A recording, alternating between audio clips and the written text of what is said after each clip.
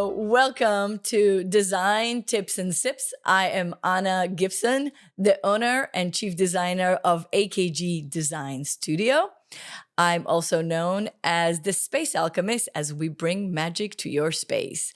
Today, I'm really excited to host my dear friend, Sharon Sherman. She is the owner and designer at Thyme Place, based in New Jersey, but service the whole East Coast, West Coast, and she is an award-winning designer. So I'm very, very excited to have her with us today. She's deeply involved with the design industry within the kitchen and bath, but also with the decor. So she is wealth of knowledge and information. We also got to travel the world together. So here's cheers to Sharon. And thank you so much for joining us today. So I Thank am you. drinking sangria in honor of my recent trip to Spain. So we'll share our recipe for that later today. So Ooh. thank you for joining us today, Sharon. I really appreciate your time. And tell us a little bit more about yourself. I'm happy to be here. I do not have sangria. I have a nice healthy mix of vitamin C and other things because I've been doing a lot of traveling, so I'm trying to not get sick. About me, this has been, so Catholics talk about being cradle Catholics. I'm a cradle designer. That was really my first degree. I have other degrees, but interior design was my first degree.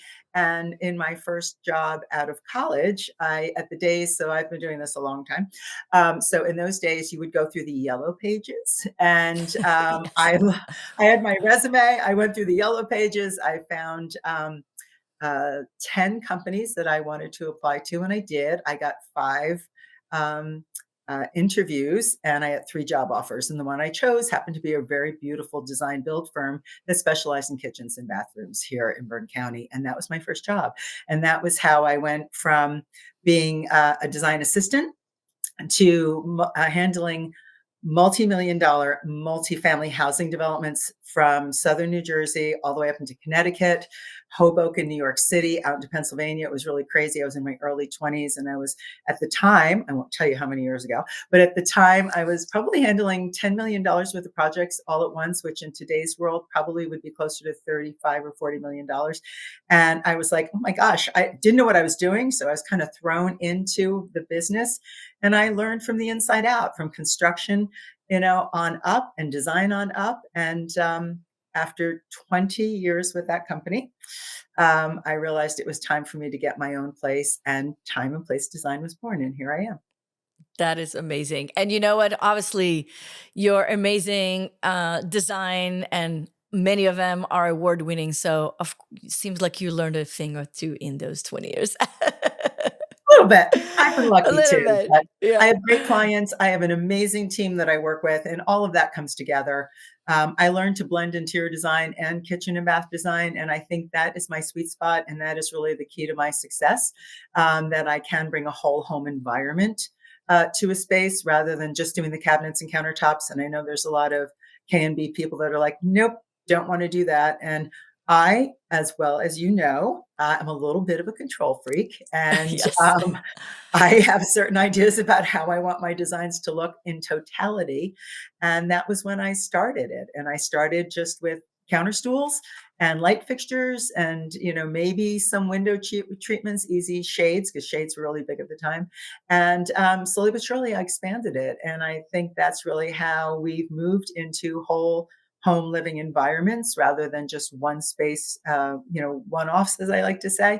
And I then, as you also know, I'm into a lot of woo-woo. So I do love energy work, and I've brought some of that into my design.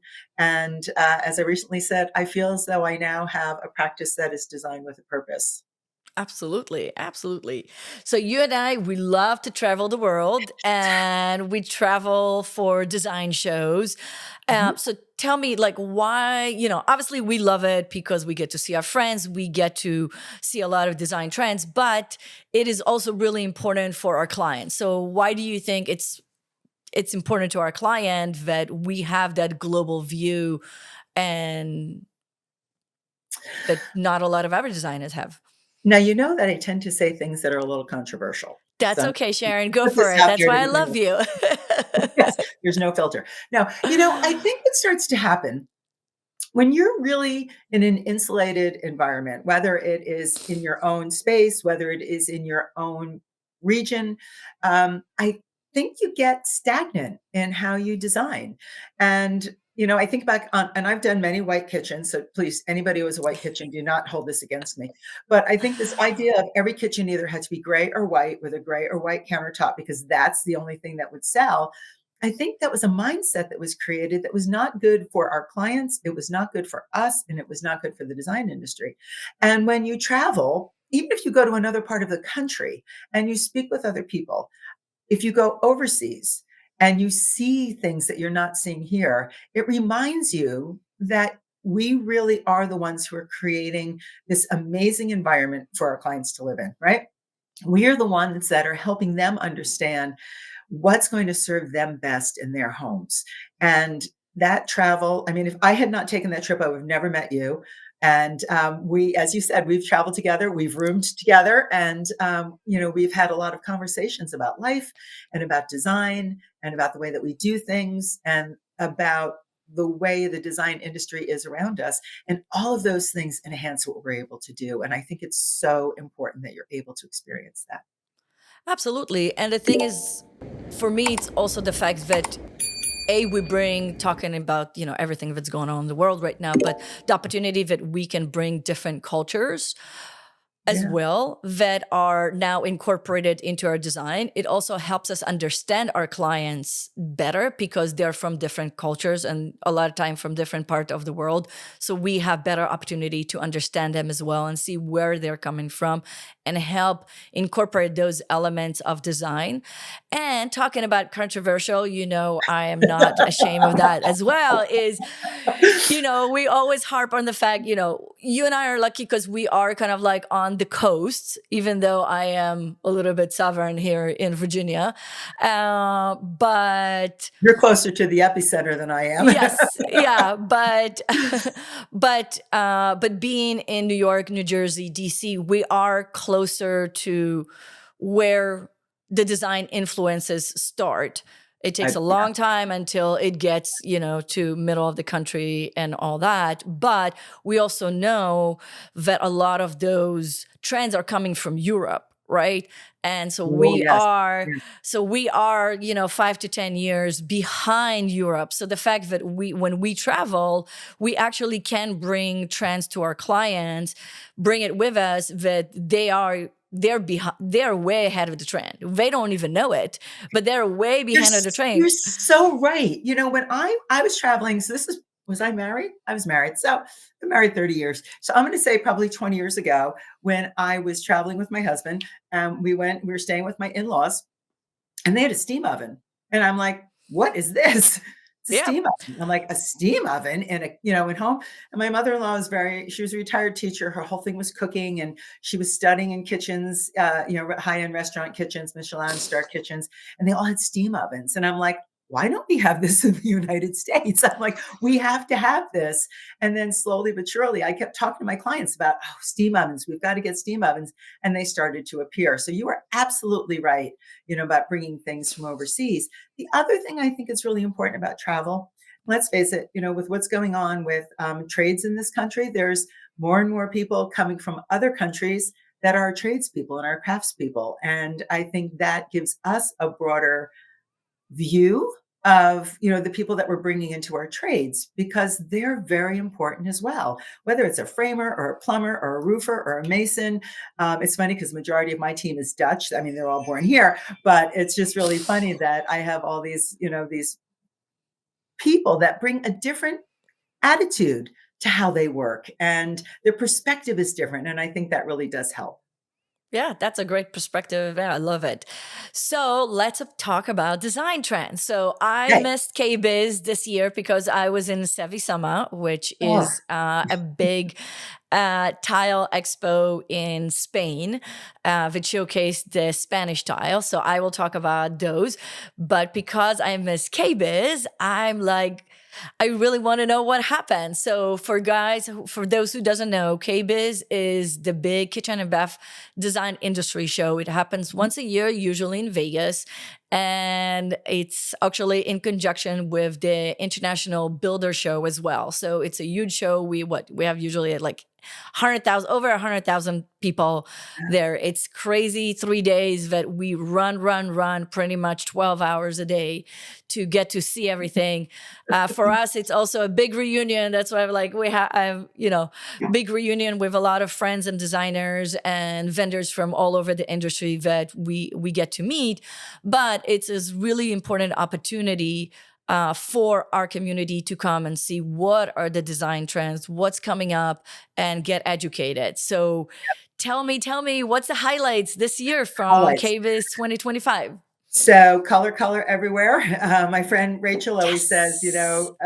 more is more and less is a bore, which I think is really funny. So I think for her, this would have been the perfect show. It was a perfect show. I actually made a presentation with her. But color, but not just color in appliances and not just color in countertops and tiles, but in appliances. Oh, Bright red. Crazy, right? Like Monogram had a beautiful red leather fronted refrigerator. ooh. True Refrigeration had all this gorgeous color. They had green and red and blue and yellow and white. So this PVD finish that they're all talking about using now, which was being used in faucets, which is this vaporized system that they use to deposit a color and a finish that creates a thin surface that is impervious just about everything. So it's scratch resistant, stain resistant, all this. In days gone by, you'd get a brass faucet that would turn green or orange after a few years. Yep. And new technology is allowing these colors to be used. And they had this beautiful suede feel to them. It didn't even feel like an appliance. It was crazy. Also in bathtubs, in sinks, red, I'm telling you, red, you have the All right. right, red. Red Okay. Yes. is where it's at. So red, I think you're going to be seeing more and more and more. So color wise, I think that was a really big trend. I like to say water everywhere. Water as a healing element, water as a sustainability element. And I think of sustainability not just in the products that you're using, but how we are sustaining ourselves. So pure water and the way it is delivered has been really, really, I think, a rising idea. I don't like to use the word trend. So I'm going to say a rising Yeah, idea or absolutely. movement over the last few years. And as we are working more and more towards healthy lifestyles, I think you're going to see that water aspect even more, whether it's a steam shower or these beautiful tubs. How about, because you have raced triathlon, so we have that in common, you and I. Yeah. And instead of having to sit in an ice tub, which we know how difficult that shock to your body can be, Kohler came out with a cold plunge shower. And Ooh. what it does I is it's shower in cold water all the time. If I don't do my plunge, I actually shower most of the time in cold water, or at least finish my shower in cold water. So, now you're an iron woman, so I never went that crazy far. So yes, you would jump into a cold shower. I need that gentle transition, and that's actually yes. what Kohler is doing with this cold plunge shower. So what it does is it slowly transitions from a warm shower through the temperature range down to a cold shower. And it's gorgeous. So I think that healthy lifestyle that has pervaded every single thing at the show this year. So those were two really important things, and technology and how technology is changing what we're designing with. Backlit, beautiful backlit translucent slabs of material, water jet technology that they are taking our countertop materials and able to cut it into decorative patterns like flowers and layer it. So it's not just a horizontal surface. I actually said in a blog I wrote, surfaces are resurfacing, pardon the pun, as a new design element. And this beautiful layered piece I just saw, I'm like, I would put that in the front room of somebody's home with a gorgeous console in front of it. So you have that definition of pattern. It could also be on a fireplace wall. It could be in a shower. So there's a lot of applications like that as kitchen design is influencing the rest of the home. So that would be another thing. The last thing that's not really a trend, but I thought was super, super, I'm going to use the word invigorating. I like invigorating. I gave a talk to the teachers, the educators, and the students from various NKBA affiliated colleges. And everybody's talking about AI and how scary it is and what's it going to do? It's going to replace all of us. So I spent an hour and a half with about 60 of these students and educators. I feel so much better about the future of our industry. They are so with it. And they're like your kids and mine, right? Our kids are kind of the same age. Yep.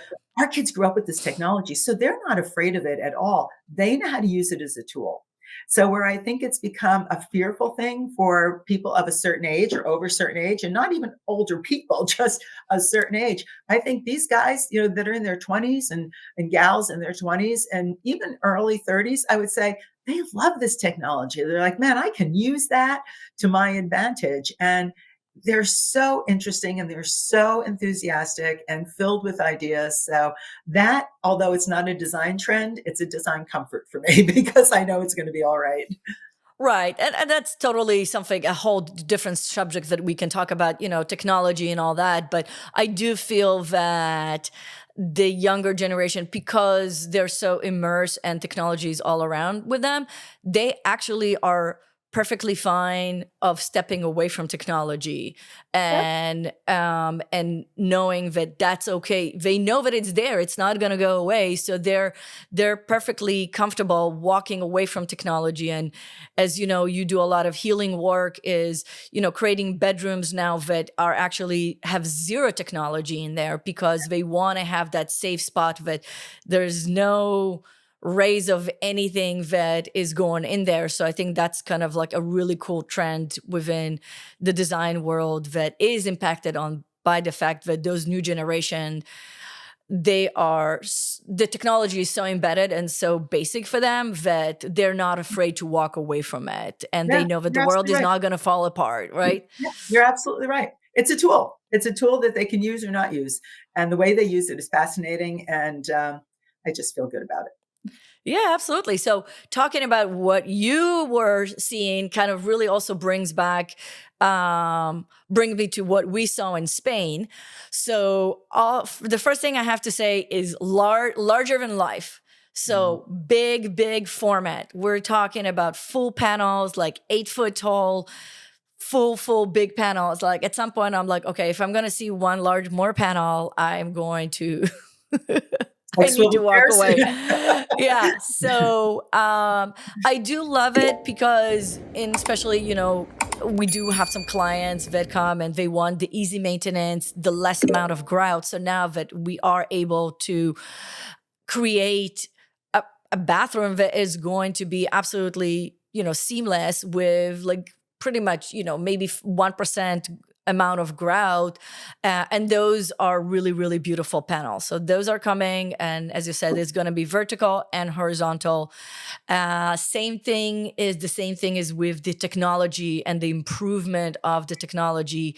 Some of the stones that we saw there, they're layering the stone, and they're not the stone, the tiles, that they literally look like the real thing.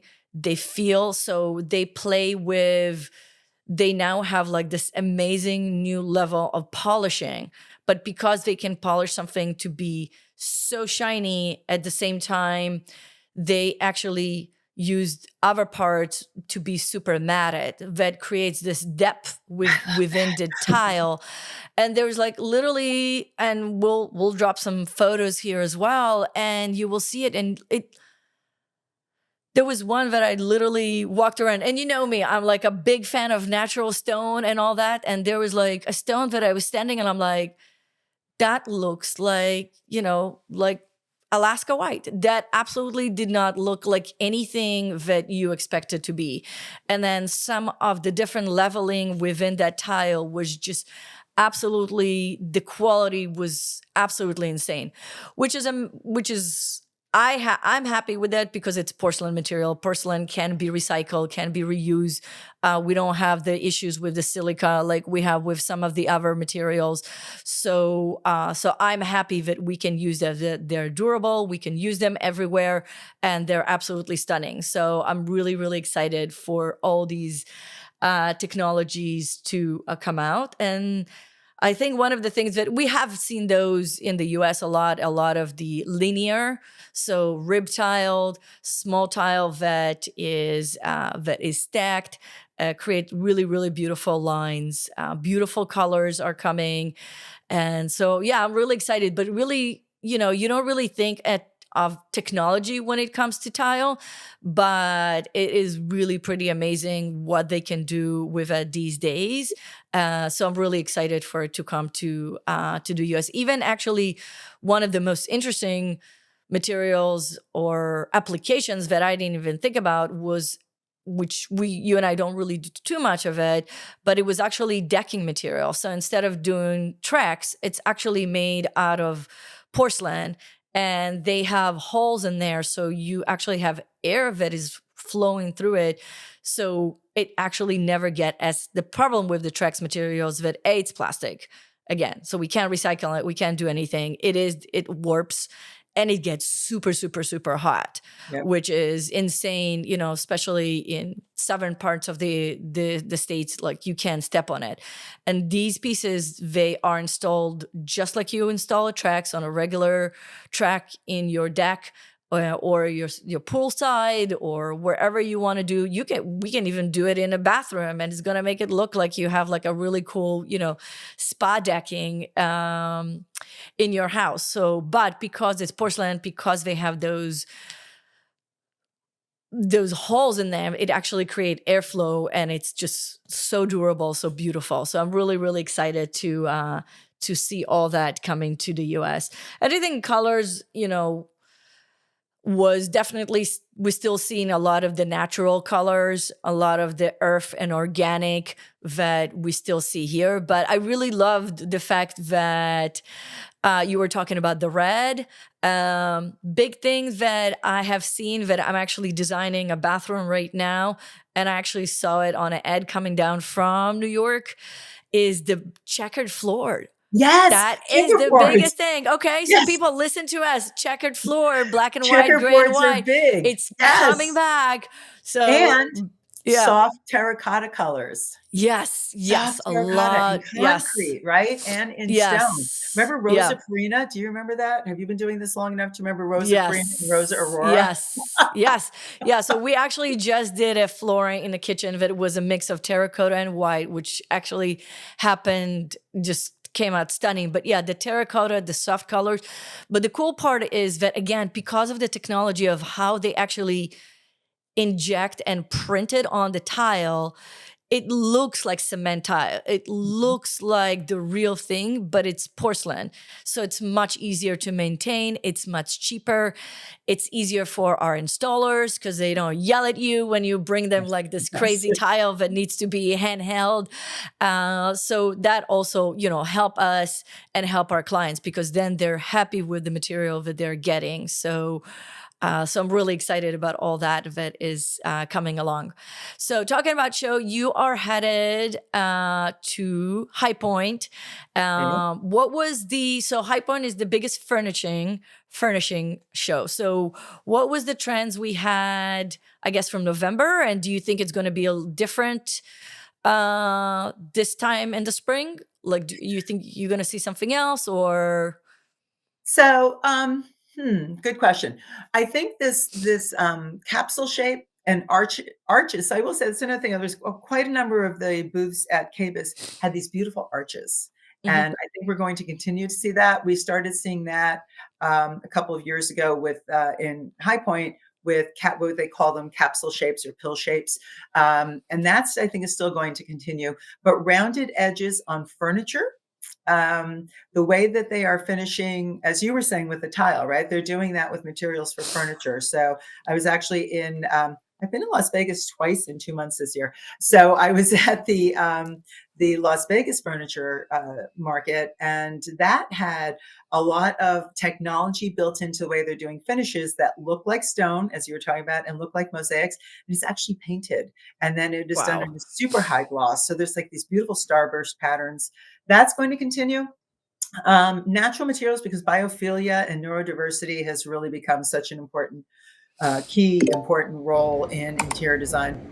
Those details, I think, will continue. Metals.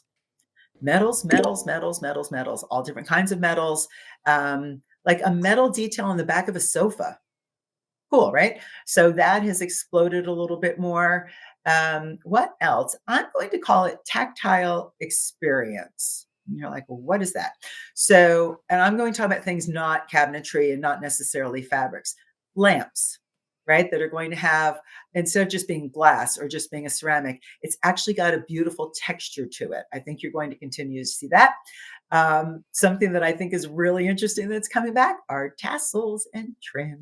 Well, that kind of brings us back to the fact that, like, isn't like the biggest trend that came from Milan last year was that the 70s are back, right? Yeah, So again, arches, ribbed, yeah. warm colors, bright oranges, reds. So people, you heard it here. 70s are back. 70s And are back. Yes, not just in fashion. I mean, go to the right. store and see what's in the store fashion-wise. So in between being in Las Vegas twice for ties and Cabus, I was also at Maison Objet. So I went to Paris for to work with a company there. And yeah, things that we know and love from days gone, but like this jacket, this sort of a textural feel. You're Hmm. going to be seeing it in woods, and you're going to be seeing it in trims. I So love all of it. those things that we kind of said, we don't want any more of that frou-frou stuff. It's no longer frou-frou, it's embellishment, and we're going to see a lot of it.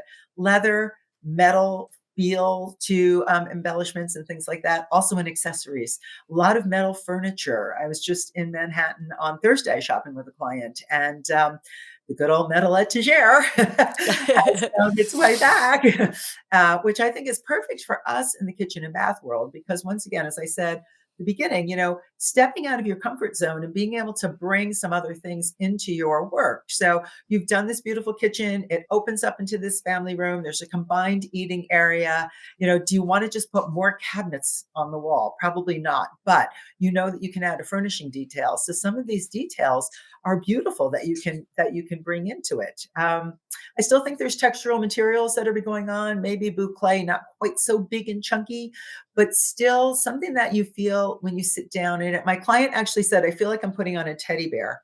So like if I were Aw. a kid and I wanted a big teddy bear chair, this is what I would want it to feel like. So those comforting materials, those, I don't want to call them, but maybe it is a sensual feel. Like it's something that's just giving you this hug or this embrace.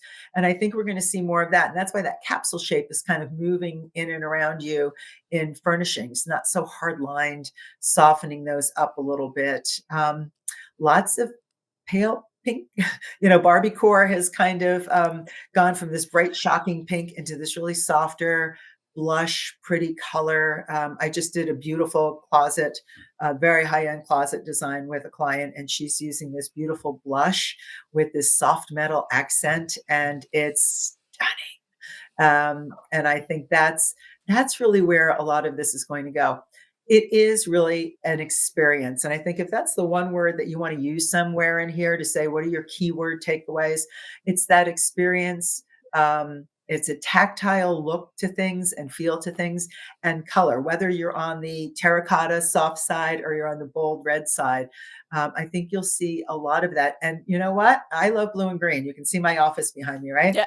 Blue and green is still very, very, very strong. And I like red with blue and green. So crazy. How crazy is that?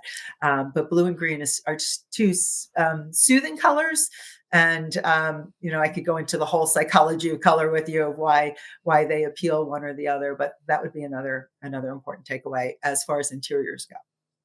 Perfect. No, that and it really all ties together. And again, you and I can go back and forth on all the health and wellness. And I think we're still reeling from COVID. And I think that's why a lot of it is still so prevalent, because we want to have this experience inside our homes, Yeah. because we don't know if we're going to get stuck here again, right? And God forbid another pandemic or something is going to, people don't trust the outdoors anymore. They don't trust public places.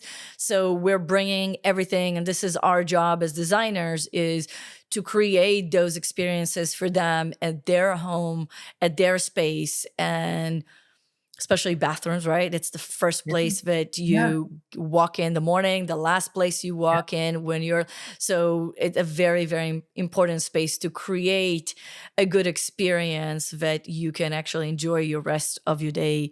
And then of course, all the other spaces, because a lot of my clients are still working from home Yeah. and they need to have beautiful spaces because they're also in a way are still isolated. They maybe go to the office one day a week, but they are mostly with themselves, maybe see family later today. So all this health and wellness and all the elements that we're talking about today really come back, like you said, really tactile feel, really comfortable feel, that really going to continue throughout 2025 and probably in the next few years to come.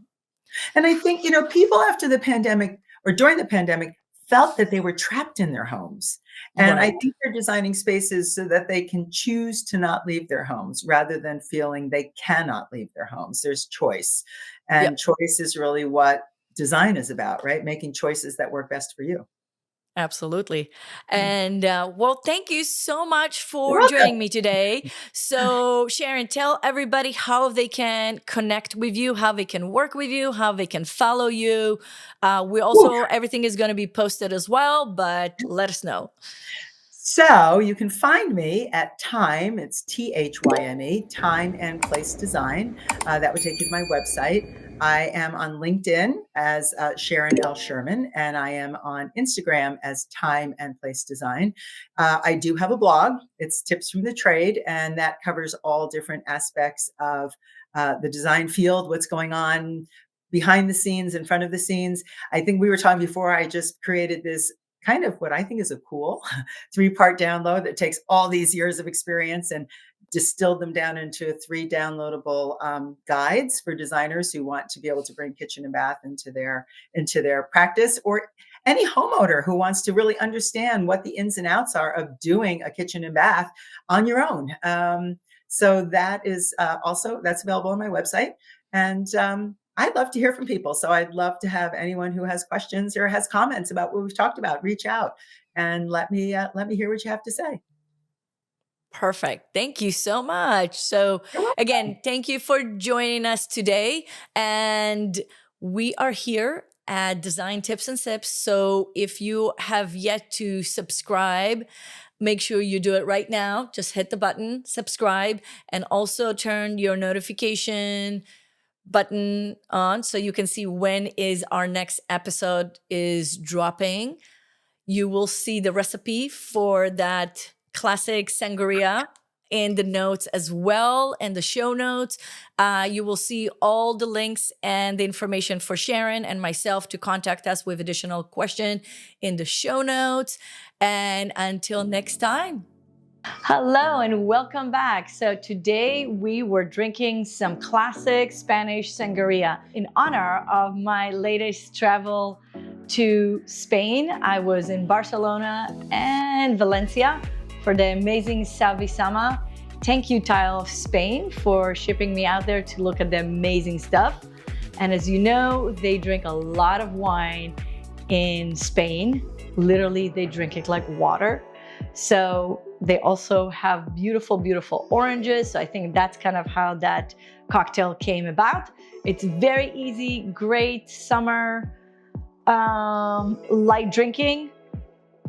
So let's do it. So it's pretty easy. We need orange juice, wine. I'm literally using leftover wine that we had from last night, but we haven't finished, some rum, and some oranges. So make sure you put all your oranges, lemon, and lime in the refrigerator for a couple of hours before so everything is nice and cold.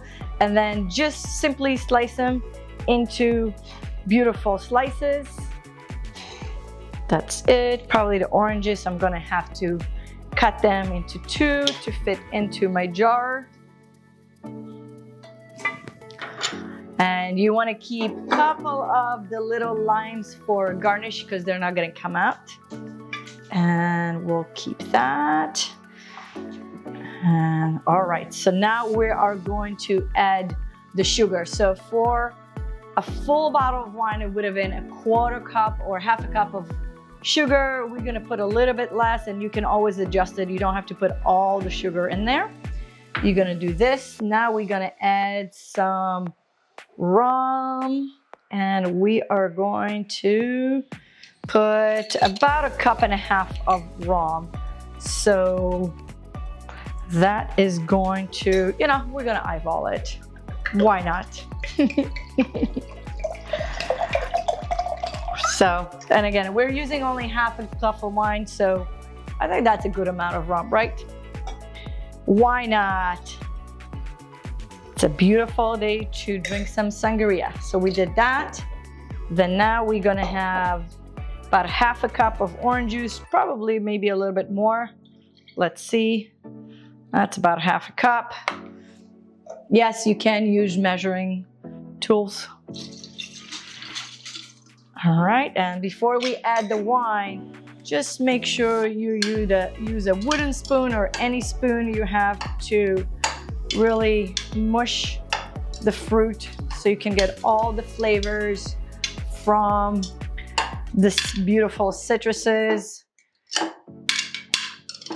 And there you go. Got that, and now we're just gonna add the rest of the wine in there. That's it. That's pretty easy, and it's a good party trick because you can make it ahead of time. After that, you just put it in the fridge so it's nice and cold, and then if you have a brunch or an evening with friends, you just pour it out, and everybody can keep drinking all night pretty easily. And let me give it another stir, see how it tastes, see if we need to add anything else. Woo. Like everything else we made, it has a kick to it. So there you go. Just pour it up. Add a little bit garnish, and you're all set. All right, so before we finish today, I wanted to check with you guys. The question of the day is, what is the trend that inspired you most from our conversation with Sharon today? What do you think? It's something that you're going to implement? What are you looking forward? So make sure you drop a comment so we can see what is your thought and feelings on those upcoming trends. Just drop a comment.